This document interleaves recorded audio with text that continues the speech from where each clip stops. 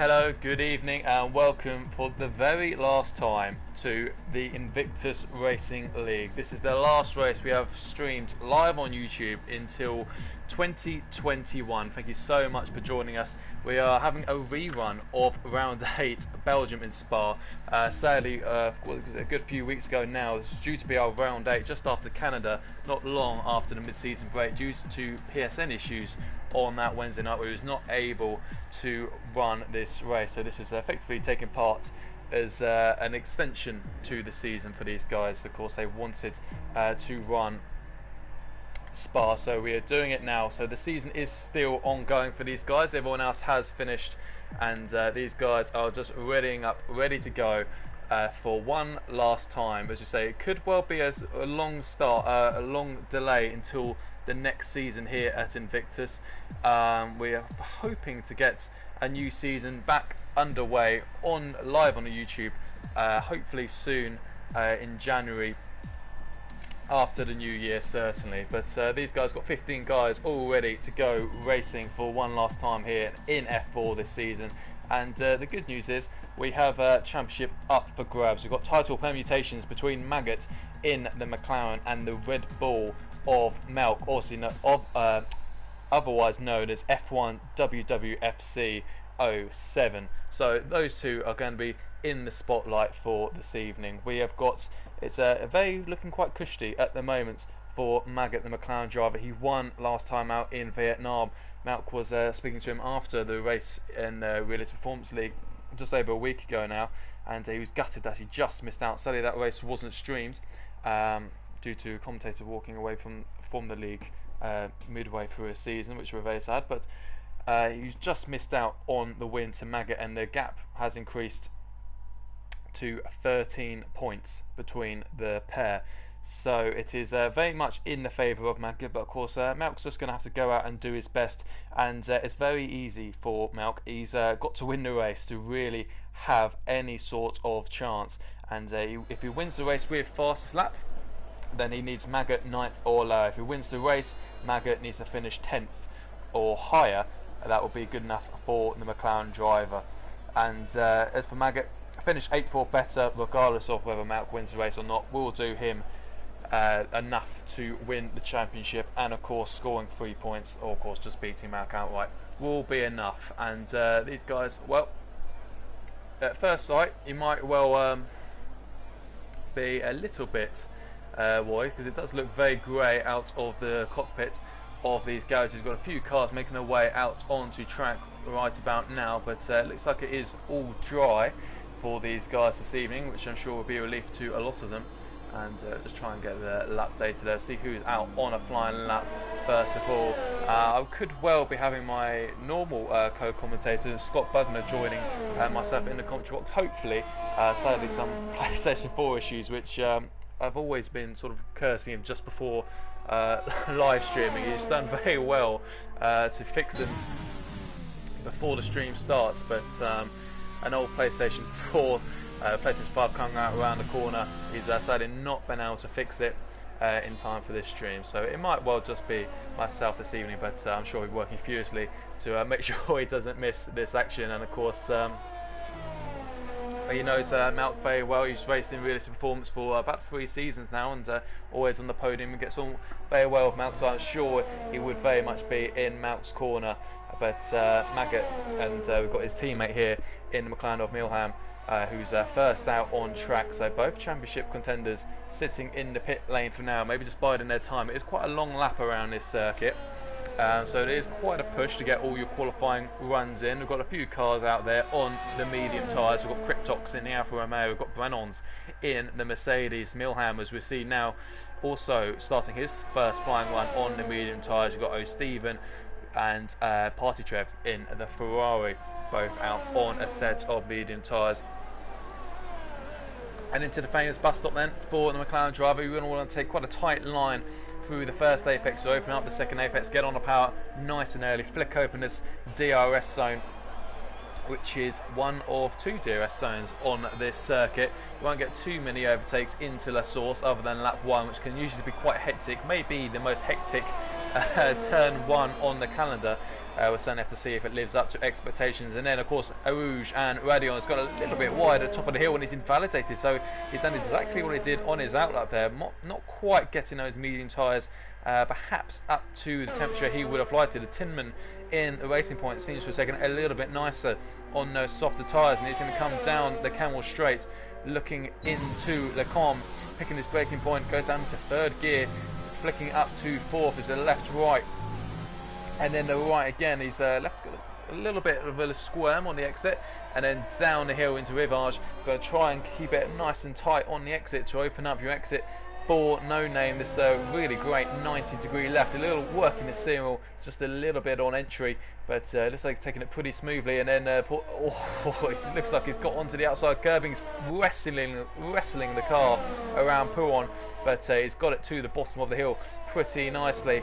And then he got this fantastic chicane. I really do enjoy this corner. I think this is one of the most enjoyable corners, with the cars have so much more grip in qualifying this year compared to the likes of 2019, and I really got to say I really do love that corner. As we come now, they're just finishing sector 2. Purple, as you would expect, he'll be the first man to set a flying lap, I believe, as we come into Blanchimont. And we won't be seeing too many overtakes into here, but we could see if there's any drivers brave onto the brakes, then we could be seeing some overtakes into bus stop. We'll never know. And we'll see how he does this. He takes a lot of curb onto the first apex, and taking pretty smoothly, pretty nice and straight out of the exit, and it comes across the line of 1:43.6. It's been quite a while since I've done a circuit, so I'm not quite sure if that's a competitive lap time or not. We'll have to wait and see, I suppose. As Cryptox is around Pouron, so it must be his teammate of Livingwall coming around the final corner. He flicks open DRS and he goes up to a 32.9. So a fantastic start to qualifying for F1. Richard is crossing the line, and he's got his teammate of Brennon's also not far behind him, a 44.3 for the Mercedes driver on the medium tyres, so expectedly a little bit slower. Ginger Tiger also coming around the last corner, got lap times flying in. Posty in the Renault has jumped up into P2. Ginger Tiger though, P3. We've got a Ferrari or Party Trev crossing the line. We've got quite a few cars crossing the line, in fact. We'll go and have a look at Stephen, one of our admins, of course, for the F4 League, and I'm sure I'll be looking forward to a well-earned rest. He crosses the line on a 46.9, and Tinnis joins the session as well, so we're getting another driver on the grid as well, as it looks like was that Cryptox just coming across the line. It was. He's at 44.8 on the medium tyres, so you'd expect the 4 cars on the medium tyres, currently the 4 slurs. That's very much expected, as it looks like Maggot is coming up to Blanchimont and into bus stop, and he's about to get his first banker lap underway. And of course it's really crucial for these guys going for the championship of Maggot and Melk, that if they can get a solid banker done and dusted on their first runs, then they're really just taking that pressure off themselves and allowing them to really build and flow into qualifying. That's why Maggot is in the championship pole position. And but then Melk finds a fantastic lap to go 0.3 of a second quicker. So Melk not succumbing to his championship rival, and the top 2 on first and second, albeit in reverse order to the championship as it stands. But Melk, a fantastic banker lap there then, going fastest by 0.3 of a second, so a massive well done to him. And we'll have a look. We've got Spud and Wilson currently in the pit lane. Tinman also in the pit lane, and that's Tennis just joining as well, also in the pit lane in his AlphaTauri. We're going to have a look, because I think Milham, wasn't it, invalidated his first run, and he's actually already gone again, so he's gone 2 push laps on those medium tyres. As we've got so Spud's predicting Colin for the victory, so well, we'll have to see if that one plays out. Of course, you've got to get past 2 championship rivals at the moment, 2 guys going for the championship, but Malk's doing what he needs to do so far. He's got it on provisional pole, but can he? He's got 11 minutes left in the session to convert that to full pole position when it comes to lights out. And of course he's going to be hoping for perhaps a little bit of carnage into La Source, and of course he's not sure hoping perhaps that his title rival gets taken out, but I'm sure wouldn't mind looking into his mirrors as he goes up the hill to Rouge and Radion and seeing a McLaren absolutely nowhere in sight. But of course we'll have to see how that one goes. And Maggot's had a fantastic season here at Invictus. He claims his 4th win of the season, and the second half of the season really has been fantastic from the McLaren driver in particular. Melk had a very good strong start to the season, but he's not had a win since the mid-season break. He won back in Monaco round 6, but since then he's only had a couple of podiums, and that's where Maggot, after the season break, has really decided to reel him in and eventually overtake him. A win in Canada, a win in Baku, a win in Vietnam, of course combined with the win in round 5 in Abu Dhabi, as Maggot comes into this one as championship favourite. But there's some very good news for Malk. He may not be the favourite for the Drivers' Championship, but he's doing certainly very well alongside his trusty old teammate Nitrogas, who both like the Red Bull. They was in the Red Bull last season in F3 as it was then. They're both teammates and they both did a very solid job. They certainly came a lot more stronger in the second half of the season, last time out on F3.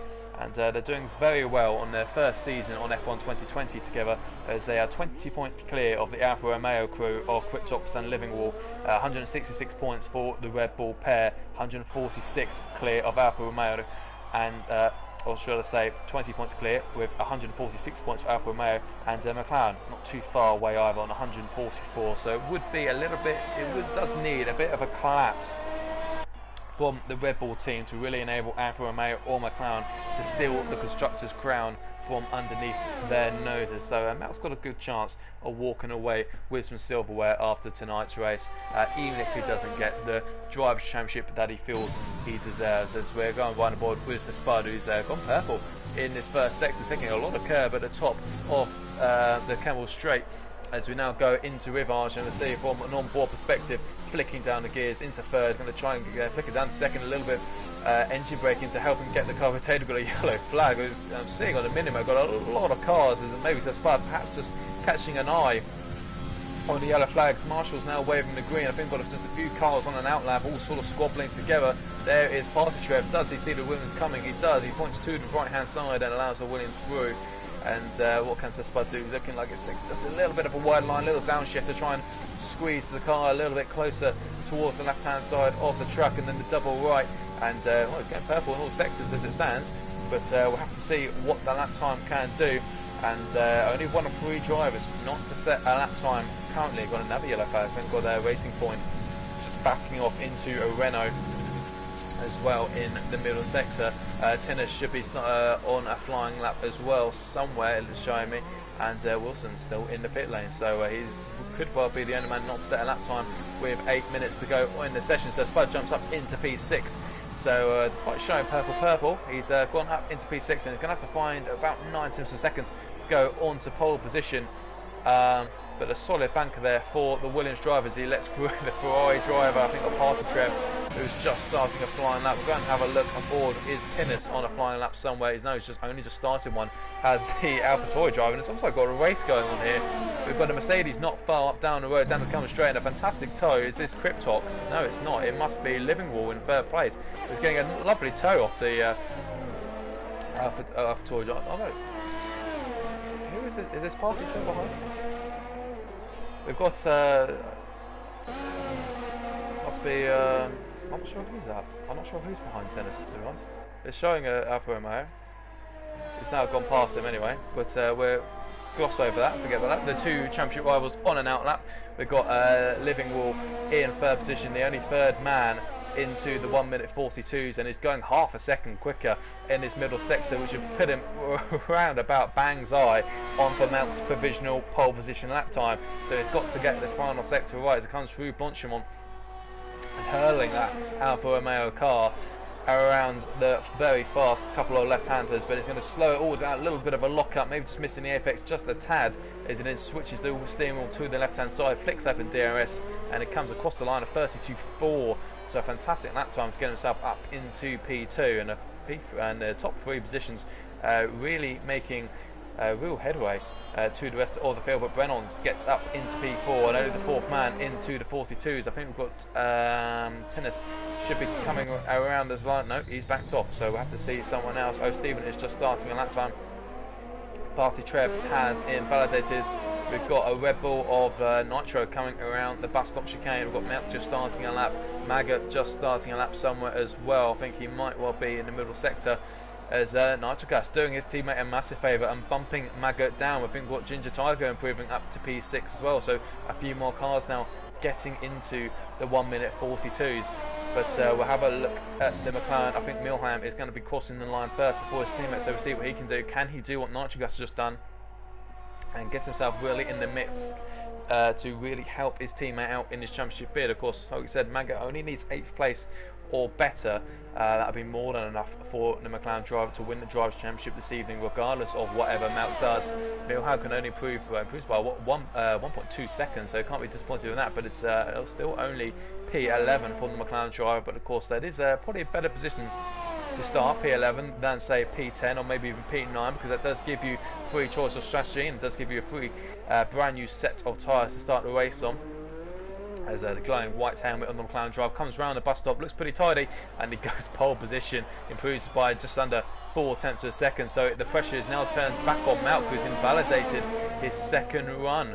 So pressure is perhaps now back on Malk after a very good Stephen. We just saw just the glimpse of that just on the exit or the start of the final sector on the exit of turn 15. I wouldn't be surprised if we see more people doing that, but a Ferrari driver, I think, just getting all out of shape on the exit of turn 15, losing it going into the opposite barrier, and that is his qualifying session over, and 14th position at best for the Ferrari driver.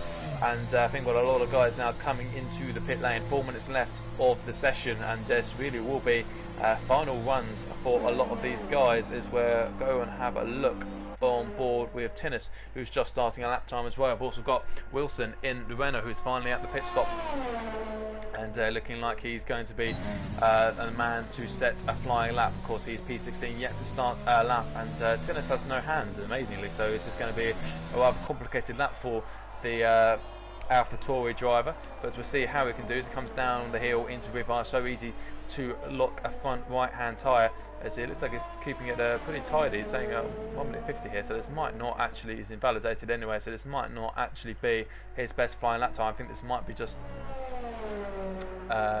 looking after the car, might even be his out lap still, so I think that might just be a visual bug for him. I think we've got Posty on an in lap as well. Yeah, he's going very slowly down the Camel Straight, so he's going to have to get a move on. He's going to struggle, I think, to get a next flying lap in, if he is to get one more flying lap in.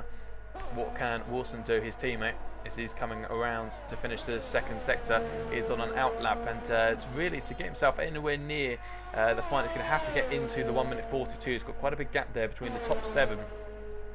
Ginger Tiger 1 minute 42.9 on the soft tyres, and of course the Spud 1 minute 43.3, so 4 tenths of a second margin there between 8th and 9th. So you really don't want to get yourself into the 42s, but it's also close if you can get there. The top 4 a little bit separated, all 42 mids to 42 lows for the top, the top 4 drivers, both Red Bulls included in that, and then from posted downwards it's very close, between just about a 1/10 of a second separate the next 3 cars. So it really is a game on if Wilson can get into that 1 minute 42 zone. And once again, looks like a lot of these guys coming out on a similar piece of tarmac with yellow flags in the first sector. Let's hope Wilson doesn't catch up to the back of them before his lap finishes. We're looking at both racing points of Williams and an Alfa Romeo in there somewhere, but he's not going to be concentrating on that. He's going to get his car up to the maximum straight line speed, picking his braking point, flicking down the gears into 4th, takes a lot of curve, just unsettles the car slightly, runs him a little bit wide for the left-hander, takes plenty of curve on the right-hand side, and then down the hill into Rivage. And can he get the car slowed down nicely? And looks like it's got it pretty nicely. A little bit wider on the apex, yellow flag splashing into No Name. Looks like he's taking that pretty tidy. It's one of the easier places to invalidate. I think we've already seen drivers invalidate at that corner already. So it wouldn't be, or as he goes a little bit wide, I think he's got away with it without invalidating. That is usually full on, is usually a killer blow for invalidations, and warning's gone a little bit deep though into the chicane of 12 and 13. So it's perhaps not a bang's eye lap for the Renault driver, but you would expect that he hasn't had the bankers go off like the rest of these drivers have, other than Tinnis, of course. So I think Tinnis is also just about to finish his first and what will be his only run.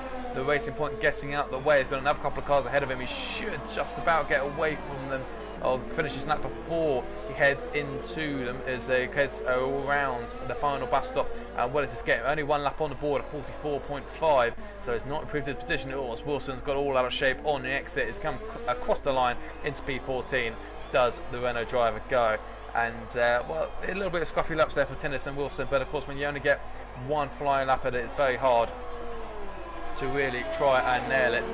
But with 30 seconds on the clock, we've got Man gets in the pit lane, so he doesn't feel like he's going to go any quicker. Malk is just about going to get another lap in, so the pressure really is on the man who's number 2 in the championship right now. Pole position is there for him if he can not invalidate, and if he can go just that little bit quicker, a little bit of a slide there out of La Source as we come downhill with Living Wall, and it's going to go into No Name. Plenty of curb on the entry, plenty of curb on the apex and exit. He's using the track limits to its full. He's come into pull. Can he dedicate? He's only got to find a 10th of a second, and pole position will be there for him. I'm sure he doesn't give an absolute monkey about the Drivers' Championship. He just wants to win tonight as he takes a lot of exit curb or entry curb, sorry, on the left hand side to try and get himself a better line through 12 and 13 into 14 and 15. We have to be careful as he's going. There he is. He's found the 10th of the second he needs. Can he keep it? Can he keep it nice and tidy for the final sector? And it could be finding himself on pole position for the Belgian Grand Prix. He's gone through Blanchimont completely flat for these guys, no problem. And he's going to be hammering it around into bus stop. Can he pick his braking zone? You want to brake as late as possible, but it's crucial that you hit this first curve to really give yourself, and he has quite nicely, keeping it nice and tight through the final corner.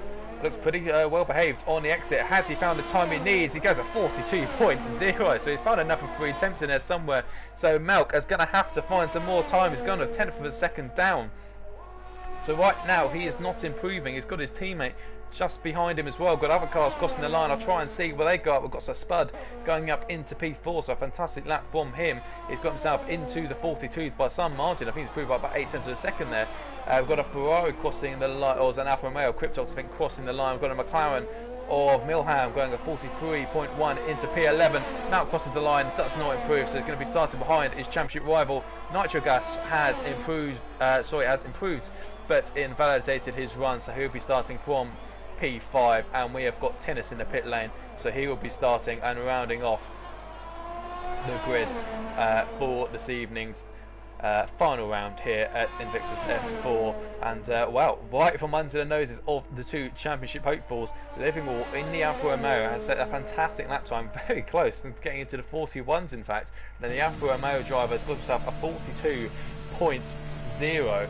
And well, that shouldn't be too much of a surprise, because since he's joined the F4 League, he's made quite a real impression, I'd say. He had a DNF in his debut race in Canada, but since then he hasn't been off the podium. He's had 2 wins, I should say, in Hungary and Russia, and a 2nd place in Baku and a 3rd place in Vietnam. So he's certainly found some real form, has the Swede, after not the greatest debut of all time, but he's on pole position by just over 2 tenths of a second. Malk will be looking straight at his title rival as they go down into La Source. He will have the outside line, so Spud gets himself in the mix of P4. Nitro doing a great job in P5 to back up his teammate Party Trev in the Ferrari P6. Ginger Tiger, Posty, Brennons and Timon round out the top 10.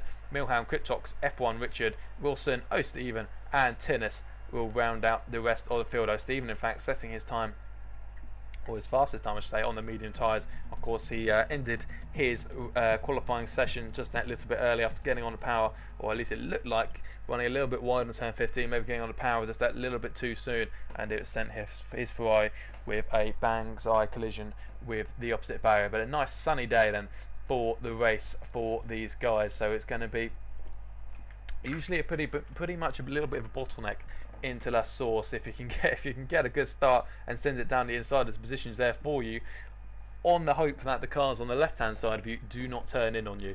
And of course these guys will be given a little bit of time to just perfect their strategies, and of course particularly those outside the top 10, we're thinking a little bit more carefully. Sort of not many people really prepare to qualify outside the top 10. Of course in some around some circuits you can take that strategic advantage, because the tyre wear is so great. Around Spa it's usually not too bad. Most of these guys will probably be going soft to medium. You have to make an early pit stop, maybe then on to the hards, but tyre wear usually isn't too much of a problem for these guys. But I'm sure it is a real call for a lot of these guys outside the top 10 to start on the medium tyres and hope you avoid damage, because of course starting on the medium tyres you pick up damage on lap 1, you're really compromising your race, and it's something that speaking from experience. But these guys at the front should be pretty nicely sat for watching all the carnage hopefully unfold in their review mirrors, because to say La Source is one of the action zones of the F1 calendar for lap 1 carnage, and I'm sure Liverpool will be hoping to just sprint off down the inside and just try and defend his lead into turn 1. But of course the real chance for the likes of Malk and Maggot might not actually be into La Source. It might well be a case of getting a good exit, keeping right tucked up behind the Alfa Romeo's rear wing, following him up the hill of Rouge and Radion and down the Camel Straight into Le Combe could well be their better chance. That could be where their first lap really gets underway. So you have got to be careful not to get too involved in watching the melee at La Source, because you might well miss something at the top of the hill into Le Combe. But we're going to have a quick ride on board then and see what the tyres everyone else has fitted. And so only Cryptox and Tinnis, who start P12 and P16 respectively, has opted for the soft set of tyres. Everyone else from Milham, F1 Richard, Wilson and O. Stephen selecting the medium tyres. And of course there is your particular strategy then. Of course the one stop is a very favourable round here, lap 8 to lap 9. These guys will be looking to pit on the medium tyres. And of course, if you want to pit lap a little bit earlier, then the hard tyres will get you to the end just fine. As Scopebuilder, F1 League admin, F1 and F1 PC League champion, says he wants another Swede winning this race, and Liverpool in pole position to be doing that. And of course, Maggot, I'm sure, will be quite accustomed. He wouldn't mind giving away the race win this evening, as long as it comes with the guarantee that he can finish somewhere around about the podium, because he knows that'll be more than enough to guarantee the championship for him this evening. But Malk knows that if he doesn't win this race, then it's completely pointless where Maggot finishes. A race win or nothing for Malk if he wants to win the Drivers' Championship. But like I said, the Constructors is still not done yet. They're 20 points clear, so it's looking very favourable for the Red Bull pair, and they have out-qualified their closest rivals of Alfa Romeo and McLaren as a team. So they should be in a good position, but of course you never know. And of course they've got to avoid damage and just have a nice, smooth, easy race, particularly that, I suppose, in Nitro, because when you've got your teammate focusing on the Drivers' Championship and you've got the Constructors still up for grabs, well, Nitro just needs to have a nice, smooth race and pick up the points they need to just secure Constructors, and maybe just take that out of the factor of Malk's mind when he's perhaps trying a few bold things to put Maggot and Liverpool under pressure. As these guys just getting their tyres up to the temperature. Got a little bit of a gap there behind the Renault or Posty. Perhaps Brennan's taking a little bit more time to get his tyres up to temperature. A little bit of a queue behind him as these guys will bunch up now. And AI take over. So number 92, Alfa Romeo, will be starting from pole position this evening. Like I said, he's in a real run of form and he's clearly enjoying this 7-kilometre circuit, 4.3 miles, and it will be 22 laps around this very long racing circuit, in fact. And I think just have Tinnis just pulling up to his grid box around about now, just behind the start finish line, so it should be all green. And these guys then are waiting for one last time in 2020, F1 2020's first season, 5 lights, and we are out for the season finale. Looks like it's a very good start from the Red Bull of Malk. He's going to sit in the slipstream of Liverpool. Malk's got a very wide line into turn 1. It could go straight around the outside of the Swedes, but it looks like Malk has got the inside line. They've got a carnage at the back. As it looks like, oh, we've got a McLaren of Brennan's into the wall. We've got, I think, a contact with the McLaren, but it's side by side with Maggot and Livingwall through a Rouge. This is a very risky move. Oh no, as Livingwall has gone straight into the barrier on lap 1, and the Swede, after starting pole position, went side by side with Maggot at the top of the hill through lap 1, Rouge and Radion, and it's gone terribly for the Alfa Romeo driver. We've got a Renault sticking up the inside of Nitro, Posty, and he's just about got away with it. But Maggot goes side by side, pitting the pole sitter under immense pressure going up the hill, and the pole sitter succumbed to that pressure. Just when Maggot looked like he's going to give up the position, it all fell into his hands as the Alfa Romeo shot opposite into the wall, and it looks like Spud getting a little bit out of shape as they went down the hill into Rivage, and but he's got it under control, and Nitro has moved up a position courtesy of that mistake from the Alfa Romeo driver. And Malk has got his sights absolutely locked now on his championship rival. I can assure you, he just goes a little bit too much over the curve. Got a yellow flag in the second sector. Is that Wilson got going slowly as he got damaged somewhere? He's going very wide, and that's the damaged front wing end plate for the Renault driver. So not a good start from him, and you might well be seeing an early pit stop from the Renault driver. But Malk is chasing down Maggot, and then Maggot has got a clear track ahead of him, and Living will be kicking himself, because of course you do have cold tyres. When you sit on pole position, you've got to wait the longest of anyone of their grid forming up, and your tyres would essentially then be the coolest. As Spud's gone very deep on the exit or bus stop. We've got some fighting going on between, looks like F1 Rich is getting a little bit out of shape on those medium tyres. Got a Racing Point front wing there on the exit of the last corner, but it looks like it is going to be, well, it's all changing around, but Malk is very much in the slipstream of Maggot, but Maggot's got away from him on the exit of La Source. It's saying 0.3 a second, it's certainly more than that. Oh, it's a Spud has completely lost it at the top of Radion. We just saw that in the background behind. Is that going to be a safety car? It is. And, well, goodness me, well, a lot of cars in the pit lane here, a lot of carnage on lap 1, as it so often is the case. This is good news for Livingwall in the Alfa Romeo, because into the pit lane we have exiting Trev in the Ferrari. We've got a 5-second penalty for Nitro for severe collision with Posty under the safety car, even though he's ahead of the Renault driver, so that is certainly something we'll keep an eye on. Of course, these penalties do quite often get removed, as they're not often warranted. As Brennan's exiting the pit lane after damage, I think we saw him going into the wall on the exit of turn 1, and Livingwall in the Alfa Romeo then from pole position on lap 3 is now in last position, and still we have quite a few bugs with the timing screens, but there is your top 3. And Maggot leads from Malk into Nitro, and Nitro there. And this is the first time since the update we can now actually have a symbol now showing that's who has a penalty and who doesn't. And we will of course look at Nitro's Gash's penalty if it was something wrongdoing. Is there contact between the Renault and the Red Bull? And the safety car is usually just a slam dunk 5 second. Although it's very strange that the Red Bull driver's got the penalty and not the Renault drivers. The Renault driver was behind the Red Bull. But now, what do these top 4 in particular do? Do they make the pit stop?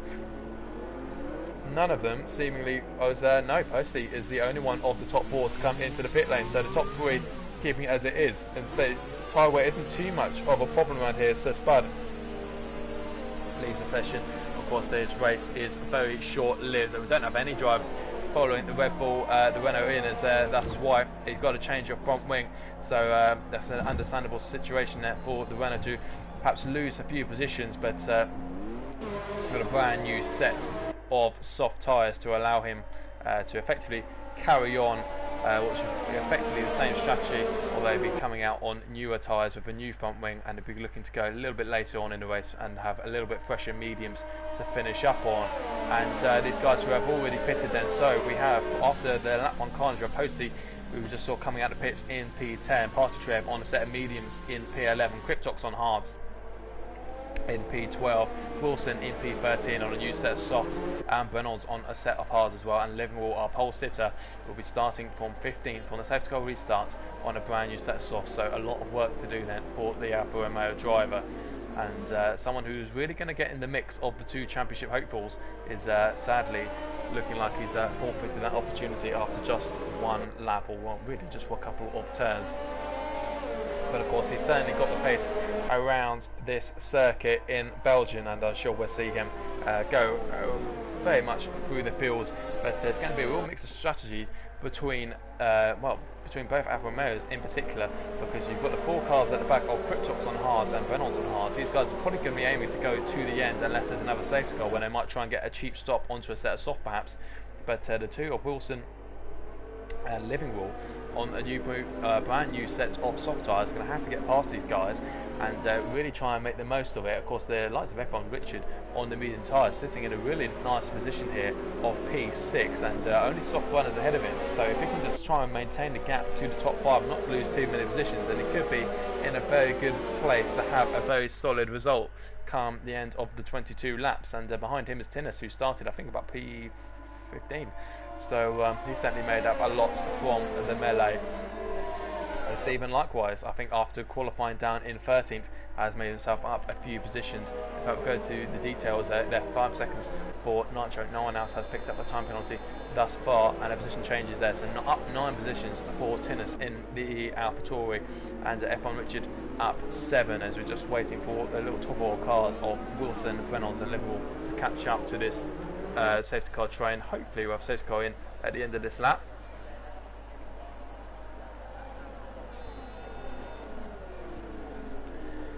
And it's currently well, getting very close to the back of that McLaren, right on the apex of La Source. I think Maggot just braking a little bit harder than Malk was expecting, to give himself a little bit of distance from the safety car. Just trying to keep the temperature in their tyres, and of course it will be the McLaren driver who gets us back underway, who will dictate the pace for that final sector, as he then decides to pit his pit. Now Scott Wilson coming into the pit lane once again. So this is just a change of strategy. He's going on to the hard tyre, so it's a change of strategy. So he's decided that he's not wanting to do another stop. He's hoping this safety car will be the last of his pit stops, and the soft tyres was a mistake from him. So it's promoted Livingwall up 1 position, but it's still obviously comfortably outside the top 10, and Wilson will have to get his foot down to catch up to this train, but it's not too far behind at all, only 9 seconds, so he should catch up fairly comfortably, should the Renault driver. But sitting quite comfortably are the 2 Red Bulls at the moment. But of course Nitro, sadly for him, after getting that 5-second penalty, which he didn't deserve, I say I haven't seen it, but it probably didn't deserve. Bad news for him is he's going to have to serve that at his next pit box, so he will be stationary for 5 seconds. So he's really going to have to extend his first stint and really try and get away from the 2 racing points in behind, and it could well be hoping and leeching on to a favour from F1 Richard in the Mercedes on those medium tyres. Can he try and back up the rest of the pack and allow Nitro to get a little bit of a cushion over the rest of the field? But it could well be a breakaway top 2, because the qualifying was very, very close between these 2 of Maggot and Melt, the 2 going for the championship. Of course, safety car in this lap. Maggot just needs 8th position or better. He doesn't have to fight for the victory. He can let Melt through if he really wanted and just sit behind it for the rest of the race, but being in a Red Bull sandwich probably isn't the best idea when you're fighting for a championship. You don't want those kind of team games coming into effect when the championship is on the line. But safety car has then shot off down Blanchemont into the bus stop and is looking to get into the pit lane very, very shortly. So Maggot is just controlling the pace, weaving from left to right, just keeping a little bit of heat in his tyres, and we're looking to get racing then at the end of lap 4. These guys on the softs, as you say, you should be looking to go lap 8 or 9 before making their medium stops. I should be able to extend it, I'd imagine, to at least lap 10 or 11 now, due to the safety car looking, Nitro getting a little bit of a squirm out of final corner, but it seems like it's been a good restart there for Maggot in the McLaren. He's pulled away a little bit from his championship rival, and he should well be safe as long as he gets a good exit, as Nitro has also pulled away. So it looks like it's been a poor restart for the Racing Point or Ginger Tiger, not got his tyres up to the temperature as he would have liked. Is Tinman going to have a chance at the top of the hill, as Ginger Tiger going a little bit of a wider line? Overtake button is engaged, and I think the Racing Point is going to let his teammate go. Tinman is going to go flying past down the Camel Straight, and a solid move then up into P4. And can he get onto the Red Bull tails? That he do not want a breakaway top 3.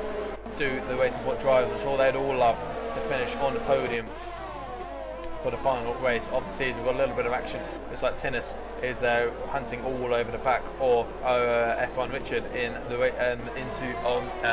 Mercedes. So if I can get my words out. And of course on those medium tyres, and this is a pretty critical phase in the race then for F1 Richard. Can he look after his tyres, and can he keep the soft runner tyres at bay until they make their pit stops? It's looking like it's already a little bit of a breakaway for Maggot. He's jumped about a second ahead of Malk, but Malk trying to close it back up. Of course, safety car will not be enabled for a little while yet. And further down the field, looks like Party Trev. And there's that Milham who's had a mistake as he lost it somewhere. Looks like it's got a full front wing, so I think he might have potentially just lost it in a gravel on the exit of turn 13. So trying race for the McLaren driver. It's got contact there, and I think that's living. Is that Cryptox missing a front wing airplane? I thought I saw. We've got all sorts going on up front. I thought I saw an Alfa Romeo front wing, and it proved to be so. Looks like Cryptox has lost his front wing somehow on exit of turn 15. Might have gone wide into the wall. Yvonne Richards still trying to give Tennis a real hard time keeping him behind. Stephen and Pancho, the two Ferraris, in good company on the medium tyres as well. Got a couple of guys coming into the pit lane. Ginger Tiger and Cryptox. So maybe both having front wing changes. Ginger Tiger did look like he was really struggling on the safety car restart, or it might have been contact afterwards. We'll have to wait and see. Posty is pretty close as well to the two Ferraris. He's on a new set of soft tyres, so he does need to make progress. He needs to get ahead of the three medium runners of Stephen, Party Trev and F1 Richard if he's to really give himself a real shot at the podium this evening. Nitro has fallen a couple of seconds off his teammate. Malk is just about hanging inside the DRS zone of Maggot. Is a big lock up there from the Renault drive. Goes a little bit deep into Rivage, but you can cut back underneath yourself to give yourself a good exit into None with a better grip, and it looks like it's been a pretty wide line there for Party Trev. Does this give the Renault driver a chance into Pouon? It'd be a brave overtake should he decide to go for it. A little bit of a wider line could be warning territory for the Renault driver. He's not careful. He's going to have a little look into the inside of the chicane of 12-13. Backs out of it, and it looks like Tennis is also really giving F1 Richard a real headache at this moment in time. He's coming around turn 15. Maggot about to start lap 17. He's just about broken the DRS 1.1 to the Red Bull of Malk. And look at Tennis, he's looking into Blanchimont maybe. Is he going to pull to the left hand side using a bit of overtake? He used a lot of battery in fact. There's a 100 metre Borg, and F1 Richard holds his line, so he's not willing to give up this position despite being on the slow tyre at this moment. It's a really nice exit from the Mercedes driver as well, and that's what he's got to do. He's got to get a good run out of La Source as well to get himself, because DRS is now enabled, and looks like Malk might have just had a scruffy couple of corners there, because it's dropped, the gap's increased from about 1 second to 1.9, so it's not been an ideal safety car restart for the Red Bull driver. But he is comfortably ahead of his teammate, and Nitro is doing well to get that 5-second gap over the rest of the field, except Tinman, as Tinman is actually coping with him pretty well. 1.3 seconds further back, as it looks like Milham and Brennons are switching position. Brennons on the harder tyres, so we expect him to be slower at this phase of the race, going to the end on those tyres, you would imagine. And Milham gets past him then in the McLaren on a set of medium tyres, and he's done 6 laps on them already, so it will be hard asked. You imagine he would have to come to pit again as the Red Bull of Malk gets a 3-second time penalty, and that's Pouon just running a little bit wide. Such a fast corner, you have to be so committed around there, and maybe just a little bit too committed from the championship hopeful, and picking up 3 seconds worth then, as looks like we're getting another good run in between the Renault of Posty and Party Trev in the Ferrari. Party Trev doing a good job of keeping the Renault away, and currently at bay from his teammate. Got a yellow flag somewhere. Is that Brennons perhaps? As he goes one into the gravel, as Milham's lining up a move on Tony Liverpool. In fact, that might have just got past him. So we're going 1-4 back with the Renault. As he hunts down Party Trev. Tinnis has also got himself a time penalty. Then is on those soft tyres and struggling to actually get with F1 Richard. So a good lap then from the Mercedes driver. In fact, he's looking like he could break DRS. F1 Richard in the Mercedes, as looks like Milham and Wilson looking potentially at changing positions, as into the pits comes Liverpool then. So he's coming into the pits once again as the pole sits. I think that's his 3rd pit stop in 8 laps. So he might well be making an early stop onto medium tyres or possibly onto hards. Cryptox, his teammate, has also done the similar thing. So yeah, he's going onto medium tyres to the end then. clearly not enjoying those soft tyres, and his teammate is going to get a pass, as to is Ginger Tiger, as Posty looks like he's got the job done on Party Trev, so he's used the DRS to effect, and a little bit wide at the camel at the comms there for Party Trev. It's come downhill into Rivanche, and O'Stephen has also been overtaken by Tinnis. So, O'Stephen, putting the pressure on Tinnis, as Tinnis has fallen 1.2 seconds back from F1 Richard. So those medium tyres perhaps just getting into their window a little bit more. The gap staying and sort of surfacing around that 3-second mark between himself and Tinman. So the Mercedes driver doing coping quite well with his medium tyres, and can begin to reel in those cars ahead of him, because like I said, 5 seconds will have to be served by Nitro in his pit stop, and the Mercedes driver will look to try and get himself ahead of that Red Bull if he could well do so. But Posty and Urano getting quite a lot of straight lines, but a little bit of a wide line for most Stephen. That's going to give him a little bit of a headache, as it looks like we've got Brennon's potentially in the wall on the exit of turn 15 on those harder tyres, as Maggot comes into an early pit stop, I'd say. And is he being followed in by Malk? Yes, he is. So the top two both pitting. So despite the safety car, these guys not really extending that opening stint on the soft tyres. They're both they're all very keen to get onto the medium tyres, as Tinman moves on to the set of hard tyres.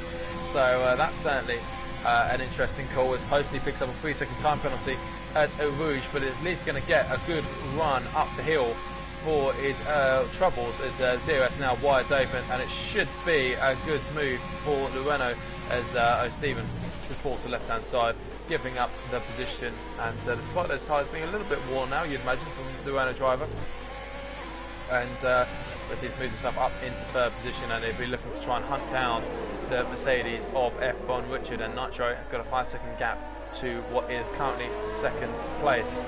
And Malcolm, so the gap between himself and Maggot's extended up to about 3 seconds. So it's not going according to plan for Malcolm. Maggot has clearly brought his A game this evening, but the good news for him is it looks like Maggot will have to pass Wilson at least on track, and Wilson will be going to the end. So he has not got it all his own way, as Brennan picked up a 3-second time penalty as well. So the time penalties are beginning to rack in for these guys now. And just gets a real squirm on exit turn 14. He holds it together well, but it's going to lose. Yeah, it's lost him about another second more or less on this lap. And Maggot has got a little bit of breathing room, and he's got his teammate as well, not too far up the road, but a critical phase then for the championship leader. And of course, he doesn't have to really fight too much with Mount, but of course he will want to try and win this race to seal out his championship in style. And we'll see how he can do through bus stop, as we see Nitro coming into the pit lane, but he does at least get rid of that 5-second time penalty. And the McLaren driver of Maggot looking at that rear of Wilson. He just has to be patient. He's got a nice gap to the Red Bull of Malk, and he's doing a very good job, and the championship is looking in a very strong position. F1 Richard's got a 1.5-second gap to Posty, so Posty's coming at him a little bit, and it's looking like he's using the overtake button. Is McLaren going to pull to the left hand side down the Kemmel straight? An easy move over DRS. It's quite effective round here, got to be said. And the McLaren driver moves himself up into 6th position, and he's got a 3.5-second gap, and car in between himself and his championship rival. So Maggot and McLaren looking like it's very smooth sailing so far. Don't want to jinx him, of course, but on lap 10 it is going very kindly for the McLaren driver, and he's got his teammate ahead of him, Wilhelm, and does his teammate get out of his way? He's not going to get out of the way into P1. So of course Wilhelm started on those medium tyres, so you would imagine he does get the way, and he does pull to the right hand side. So knowing his teammate going forward championship, doesn't want to get in the way, and that's a good teamwork then from the McLaren boys. And it just means it's going to be Malk's task that little bit harder. He's now got 2 cars between himself and the McLaren. Posty has had a very good lap to get himself inside DRS range on F1 Richard, so he is coming back, Posty, despite that early stop, to get a new front wing change.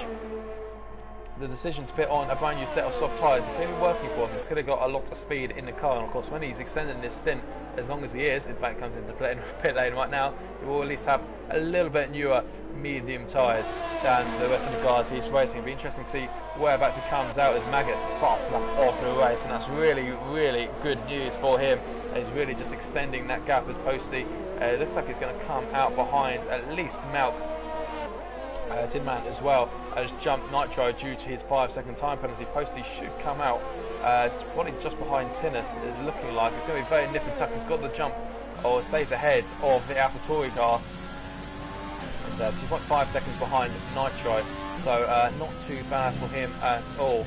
And Artatrev picks up a 3-second time penalty then, so the penalties are going to rack up for a lot of these guys. And we're going wide aboard with the two Ferraris, because it looks like Artatrev is coming back at his teammate a little bit. Stephen had the pace on his teammate on the opening phases of the safety car restart, but of course Stephen started on his medium tyres. Artatrev has clearly pitted for his tyres at an early safety car, as he's got his tyres are currently 2 laps younger as Wilson leaving the session, and might be just a disconnect. I'm sure we're trying to get back in as soon as possible, because he's going to the end on those hard tyres, so there is still plenty of points to grab up for him this evening, and that might make Malk's life just that little bit easier, at least an easier of an overtake. He's doing a good job in what would be effectively a net second position, and he's tucked up right behind that Renault front wing, and he'll be claiming 6th position very, very shortly, as he does before Blanchimont, in fact. And we'll have a look at the two Ferraris then. Does Stephen, when is he going to be thinking about pitting? You'd imagine these guys on the mediums will probably be thinking soon, and there he goes. Stephen does come into the pit lane then, and 10 laps to go. You should be able to make the softs last that long, because you don't have as much fuel in the car, so it should be a little bit easier for him. Of course, if he's a little bit hard on the tyres, he would go for a set hard, so it'll be interesting to see what the Ferrari drive goes for. F1 which is doing a fantastic stint at the front, 3.9 seconds clear, and the highest runner of the drivers who started on the medium tyres, and he's got a good chance of some good points tonight, has F1 Richard in the Mercedes car, so he's doing a very stern job so far as well. Nitro not too far behind Tin Man, looks like Reynolds, and a nice little gaggle of cars here then from Stephen, who's on a new set of soft tyres, but might well be jumps anyway, because DRS is very effective around here. The overtake button is engaged, DRS is engaged. Stephen looking like he's using his to defend, and absolutely critical that he does so, because those brand new soft tyres will give him a big pace advantage on the cars in front of him, and he does not want to fall behind the aging hards on Renault's car.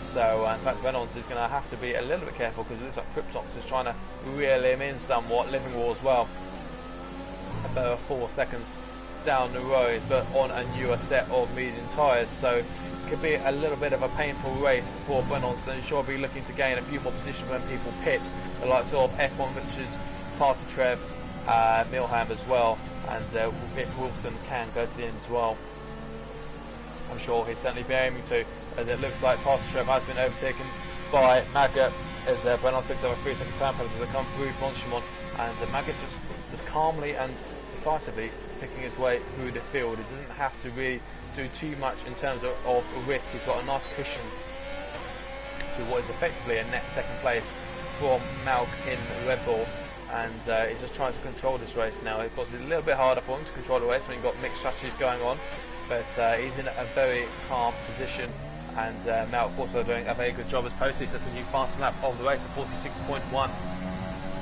So there's, as I said, extending that first stint a little bit longer does give him those fresh medium tyres, and he will be able to use as Tillman gets past Wilson, and as Wilson still yet to rejoin, so the Racing Point picks up another position. Is currently a net 3rd position, but Nitro, as you can see, has got a nice toe down the Camel Straight with DRS 201 miles an hour for the Racing Point, but Nitro follows him past the Renault, and these guys are fighting for a podium, and of course Posty also not too far behind once he gets past his teammate, but has slightly fresher tyres, so of course Timman on those hard tyres really is a critical phase for him, that he doesn't lose too much time. If Nitro is going to get past him, he needs to stick in the DRS and stick with him, because the tyres will fall away from the likes of Nitro Cash and Posty. So it could, well, if he can stick ahead going into the last 3 laps, then he would be in a very good position. But we'll just have to see how that one goes. And is the Red Bull getting very close now? Yellow flag in the middle sector. As it looks like Brennan's has had a little bit of an incident, and he's facing the wrong way, and minus a front wing end plate, so that's hard tyres not working at all for the Mercedes car. 10 laps on them, as Tinnis is now retired. So what's happened to Tinnis? He's lost it on the exit of turn 15. As will we see his car? No, we can't. So it's the already cleared. We might get away without safety car. I'm sure F1 Richard will be praying for a safety car at this moment. He'll be looking to make his pit stop if there is one. I think there might just be a yellow flag as we go green in that sector, and I'm sure Brennan's as well also praying for a safety car to help bunch him up and get a new front wing change, but not to be so. And I'm sure Malk as well, or to try and close up the gap on what would be effectively the race lead. But what can Nitro do then? He's got a fantastic run through Radion. He's using the overtake button. He's using DRS. Timmer's got some fantastic straight line speed. It leaves the inside open. Nitro's going to go for it down the inside. A little bit of a wheel bang. Oh, Nitro! He's gone into the wall. He looks like he's going to be minus a big chunk of his front wing. They just banged wheels. Tinman did leave the space. The car's whipped just about, but Nitro just couldn't quite get the car slowed down and turned. And he might lose another position as though Stephen sends it down the inside. Nitro getting a little bit out of the way, running over the curb, and Nitro, who's doing such a strong drive this evening, it was really unfortunate as now Cryptox goes through his massive downforce loss on that front wing. As Liverpool also now fancies a shot at the Red Bull car. It's a shame because he lost that position through a 5-second time penalty. It wasn't really his fault, as it's like Maggot is just about to get past F1 Richard through Blanchimon. So he's not taking any prisoners. He wants this race win. And a sad way to end the season, looks like, for Nitro. He's going to have to make another late pit stop, and that's sadly going to put him quite far, not just down the order, but quite far off the rest of the grid. And F1 Richard has had a super first stint on those medium tyres. He's really looked after them, and he's going to come in for a brand new set of soft tyres. And I don't think he'll come too far down the order. I guess it's a little bit delayed at his pit stop. You can see the Ferrari or Partitrev and the McLaren or Milham also following him into the pit stop. But 8 racing laps on these soft tyres should be very comfortably done at this stage of the race for these guys. So these guys will be absolutely lightning quick. And there he is, and he's going to come out 6th position, come to just behind the Renault of Wilson, who is still yet to rejoin as Tennessee's session. It's a shame for him to see his season end with a DNF. But Milhan picks up another 3-second time penalty as F1 Rich is going to have to go defensive on O'Stephen. O'Stephen already got a couple of laps under his belt on these soft tyres, and not quite getting close enough to the back of the Mercedes cars. Partitrev looking like he's getting one over on Cryptox, getting back past that Alfa Romeo, and these three are really going to have to fly. Milham as well is not too far behind, but a couple of cars between him. He's got both Alfa Romeos to negotiate, so a real disaster for the McLaren driver, as well as picking up a 3-second time penalty not moments ago. As looks like Posty is also really giving Tinman now a real headache, and of course this will be for the podium position. Wilson still hasn't joined up, and he's going to have to get a move on it because he's got about a 7-8 second gap to the likes of F1 Richard, O'Stephen and Partitrev. But these guys are going to be absolutely rapid on brand new soft tyres. So these two, even though they might feel comfortable fighting for what feels like a distant podium, they're going to have to be a little bit careful because these two should be gaining them in quite quickly. As we'll see what Stephen and F1 Richard's pace is like on his soft tyres. Tim are doing a good job so far at keeping back Posty on some pretty new tyres as Wilson's come into the pit lane, or Wilson's AI, I should say, has come into the pit lane. But we start lap 16 then. Maggot leads Malk by 6.4 seconds. Red Bull though doing enough to take home the Constructors' Championship this evening, despite sad lapse in concentration in an overtake from Nitro. It didn't quite work out. As looks like Posty has got the job done down the Camel straight into Lecombe, and is already ahead of the Racing Point driver. So it's going very well for the Renault, and it's just going to have to try and manage this gap and try and extend it best he can. The medium should comfortably go to the end because he's extended that stint just a little bit more. Milham getting ahead of the pole sitter of Liverpool into P9, and looks like we've got both Ferraris going almost wheel to wheel down the hill into Rivard. Joe Stephen holding on to this position just about into no name, and Partridge doing a very nice job of keeping his teammate on his toes. He's got 3 laps better tyres than his teammate, a little bit of a better run through corn as well. Stephen struggled a little bit around this corner a few times this evening, taking that wider line into turns 40, 12 and 13. Before had to get off the throttle there. Stephen not enjoying his soft tyres as much as his teammate. F1 Richard is closing in that gap on the top 3 or top 4 today. Not really, about 9.7 seconds. He's going to have to take about more than a second a lap if he's to get anywhere near a podium this evening. But I'm sure F1 Richard is very pleased with his evening's work so far, and at least he has got absolute great rubber to try to bend his position. As Partridge once again looking at his teammate as posted at the fast lap of the race, so it could well be coming from Malk, as Malk's only 4.5 seconds up the road, and does have older tyres, does the Red Bull driver, but is also close from 5th position down to the end of the points. Despite an absolute mixture of strategies, F1 Richard not quite seemingly trying to pull away from the cars behind, and Cryptoc's doing a good job. He's just about half in that DRS zone. Critical for him that he does. Milham in the McLaren will be desperate to get past the Alfa Romeo driver, and he does have DRS. What can will be season overtakes into Lecom? Not quite, but it looks like Milham is going to get the job done on the Alfa Romeo. New fast lap of the race, and for Nitro, he's got about a 23-second gap if he wants to gain just outside the points of the Racing Point or Ginger Tiger. So he's got quite a lot of work to do. But fastest lap nevertheless. Partridge still almost pushing Stephen around this middle sector.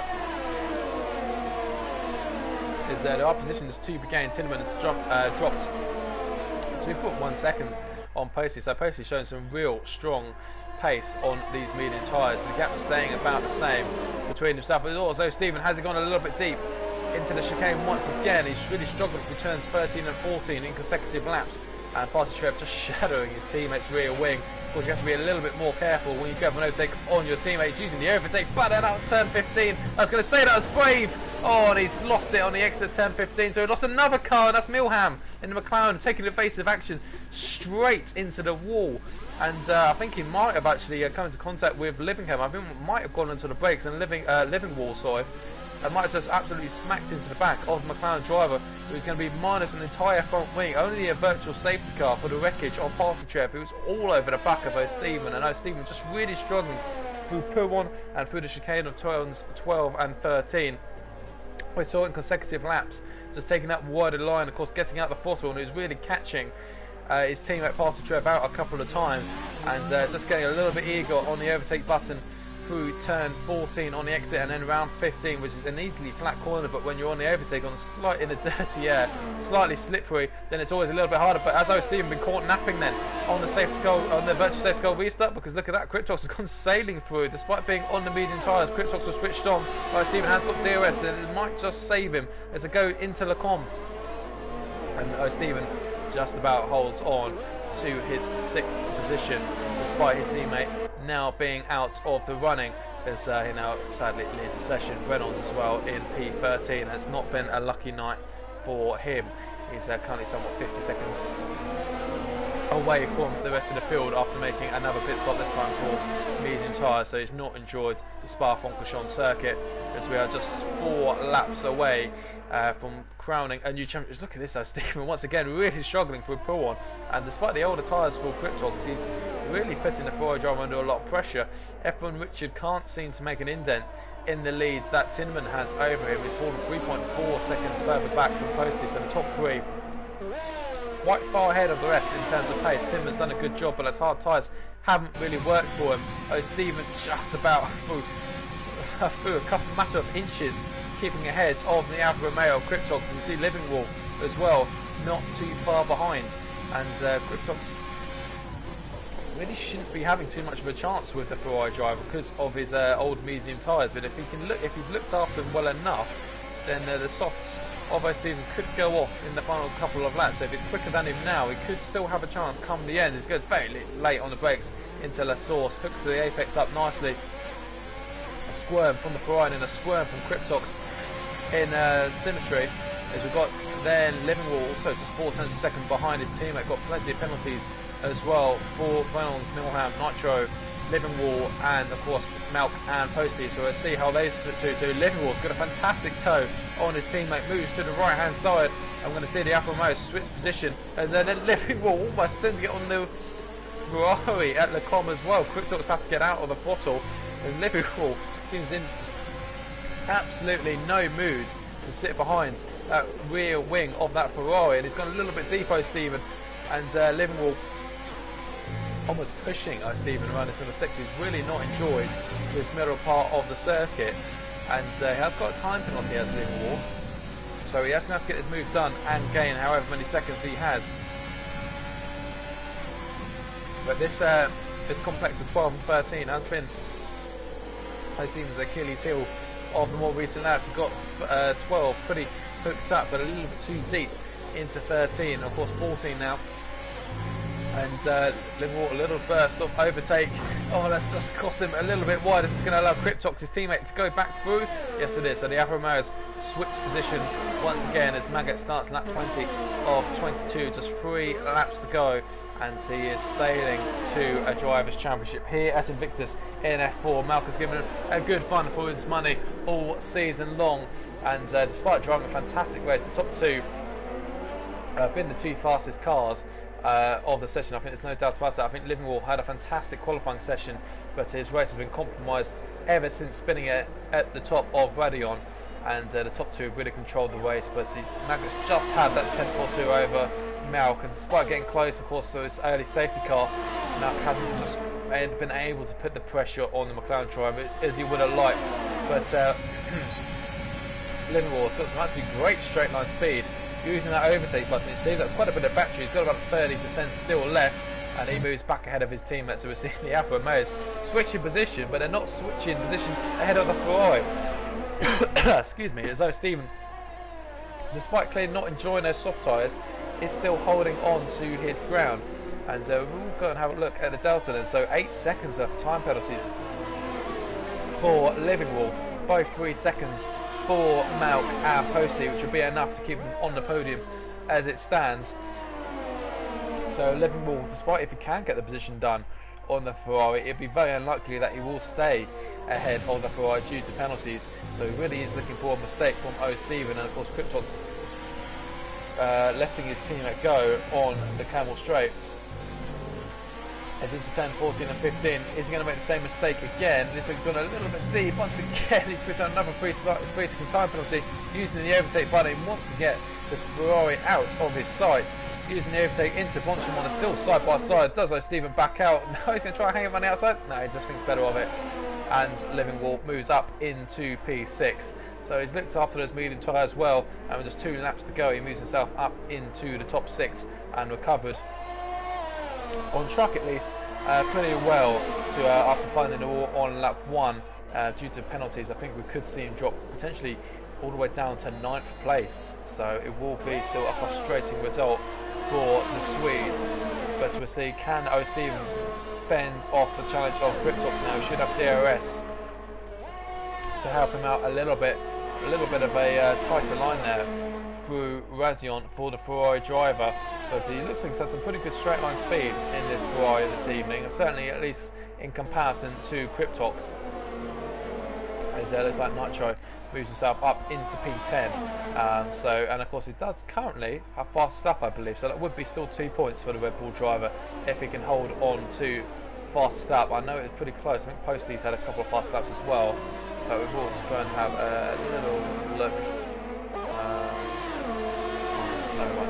As Malk picked up another 3 second time penalty then, so he is up to 6 seconds is the Red Bull driver, and yeah, Nacho does have fast lap of the race in by about 0.6 of a second.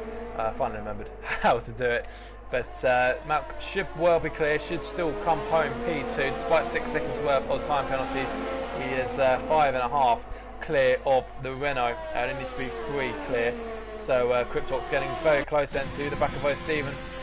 O'Stephen doesn't have a time penalty, Cryptox does, so he doesn't have to defend this position too much. As long as he has a smooth last lap, he should still be able to gain his 6th position back. And F1 Richard as well. So these soft tyres really haven't worked as you'd perhaps expect for the likes of F1 Richard and O'Stephen. Neither have really been able to use their full pace despite very good stints on the medium tyre early on. But last lap then for Cryptox, and the only battle we have going on circuit for the final lap. The final lap of the season here in F4 is going to get very close. A little swipe of the steering wheel to look down the inside of a Rouge, thought better of it. He's going to use all the battery he has left. I'm sure Stephen is doing the same thing. Both of them are running with almost 0% battery, but it looks like Crypto's going to go onto the grass. They're going to have the inside line into Lecombe. Reynolds picks up another 3-second time penalty, but as the Alfa Romeo, he picks up the position. Stephen drops to 8. A smooth lap, and he should be able to hold back those 2 positions on time penalties as he's kept it clean this evening.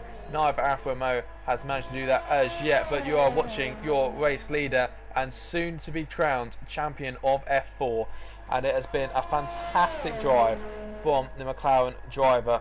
It has been a real strong effort, and he's about to claim his 5th win of the season and back-to-back victories for the first time this season. And what a time to get it. He won in Vietnam, he won in Baku, he won in Canada, he won all those races go in Abu Dhabi. But Maggot is your F4 champion here at Invictus. Fantastic drive from the McLaren driver, a calmly collected race, and he crosses the line.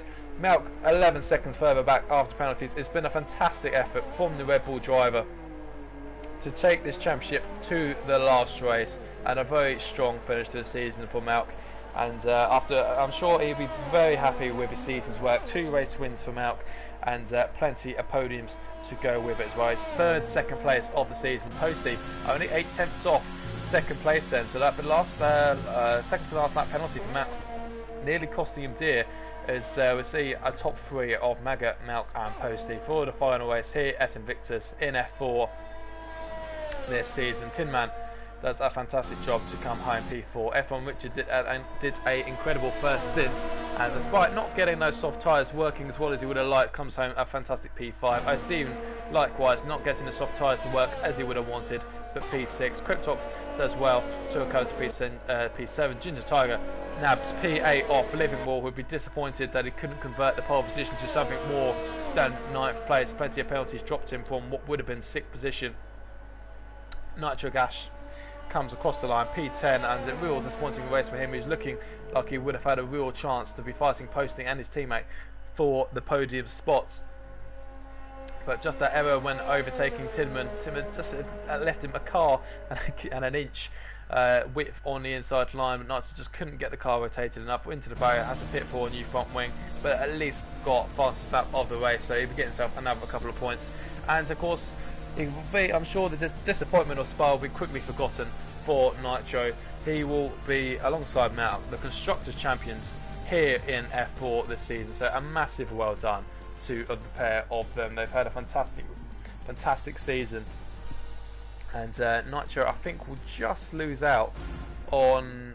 In fact, no, Nitro will claim 3rd position, I think, in the Drivers' Championship. Even so, the 2 points should be enough to match the 70 points of Tinman, but the race win for Nitro all the way back in round 2 at Austria means I think Nitro will be classified as P3 in this championship of F4. But it's a champagne moment for Maggot, and a well-deserved race win and a well-deserved Drivers' Championship trophy will be on his doorstep in a matter of weeks. He's had a fantastic season, and through the 12 rounds here at F4 he has come out on top, and a fantastic drive to show that he's very worthy of that championship crown.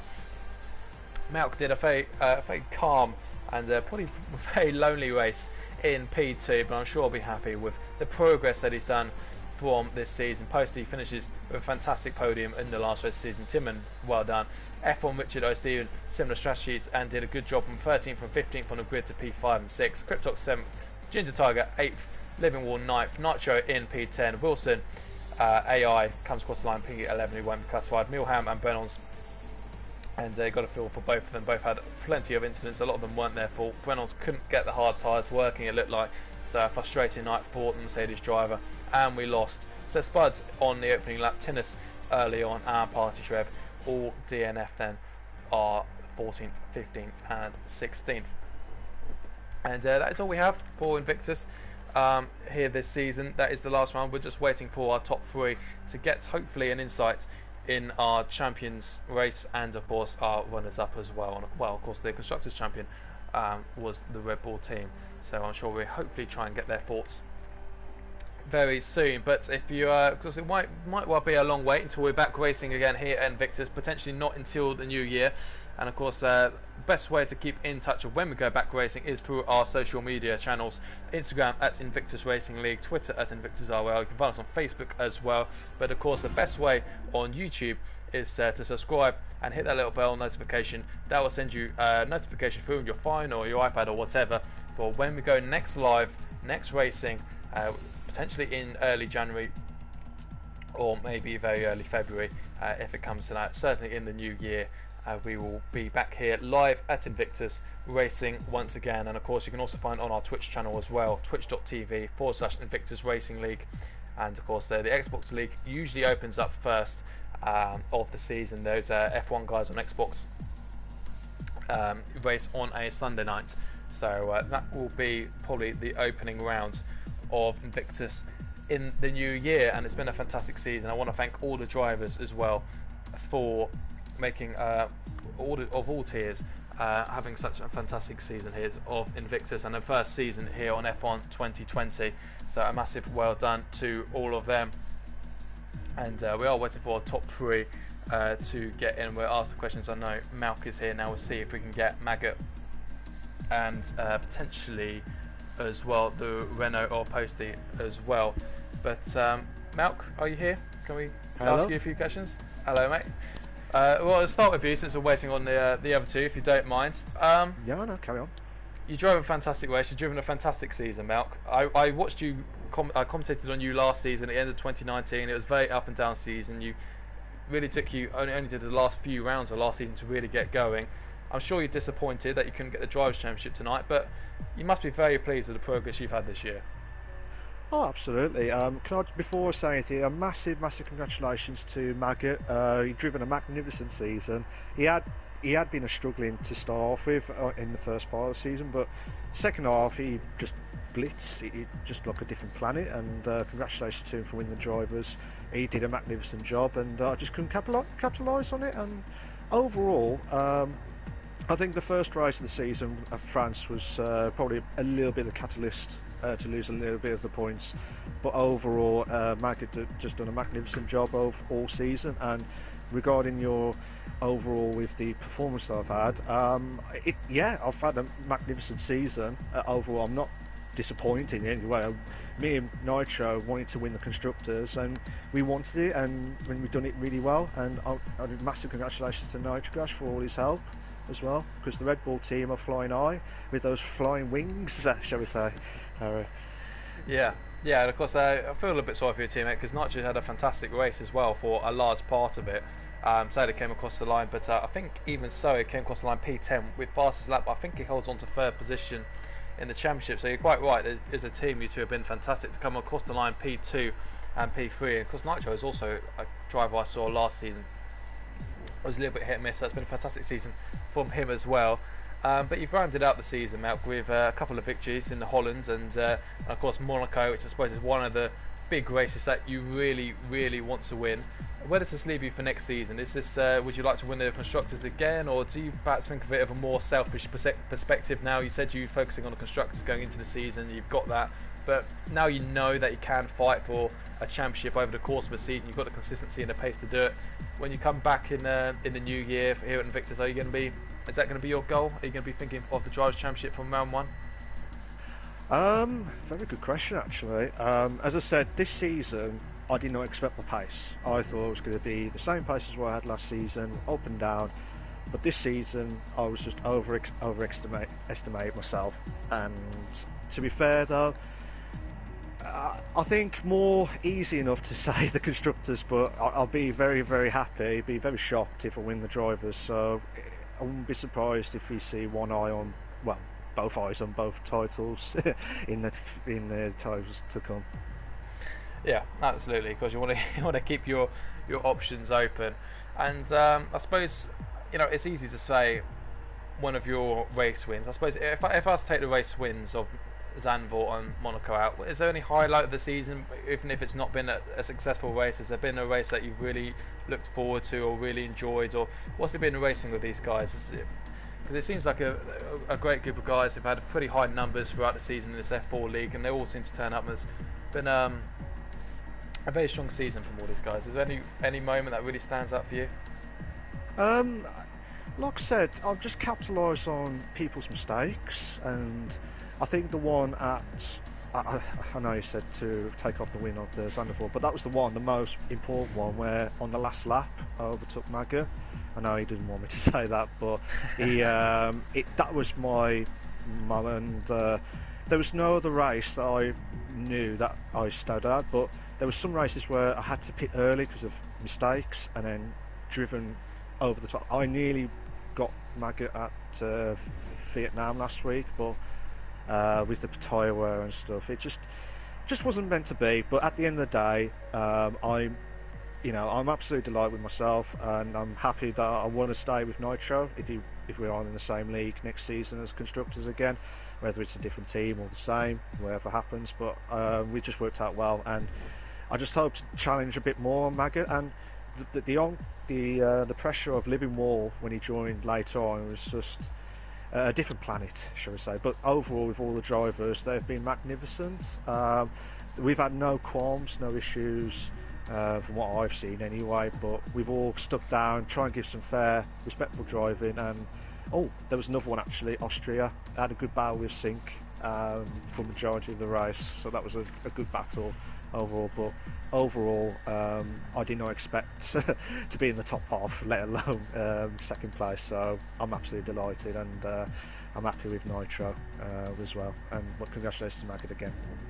Yeah, I mean, you two are a great team, so it's good to see you once again alongside each other next season.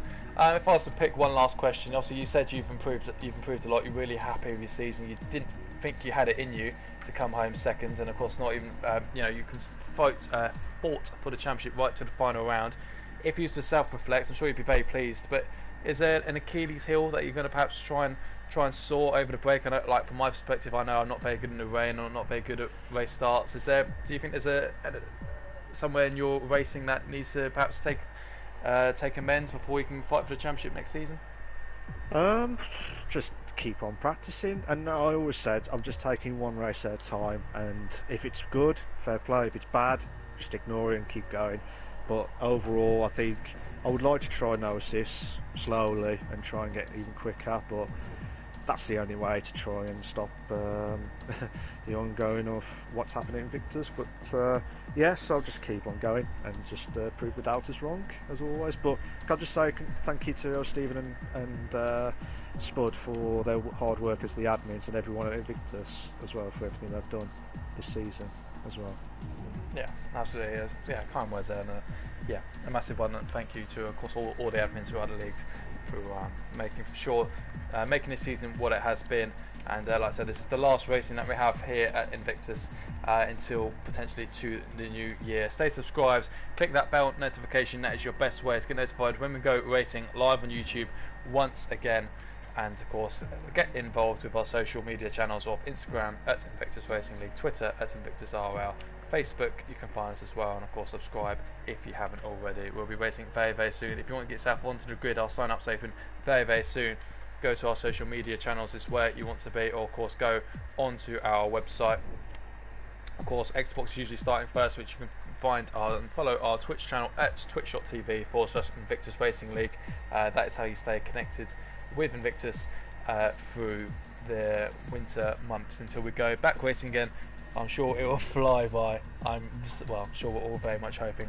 But thank you so much to all of those you who have tuned in week in, week out to support the channel. And of course, well done, and thank you to all the drivers. We really hope you've enjoyed it, and we hope to see you all again in the new year when we get back racing.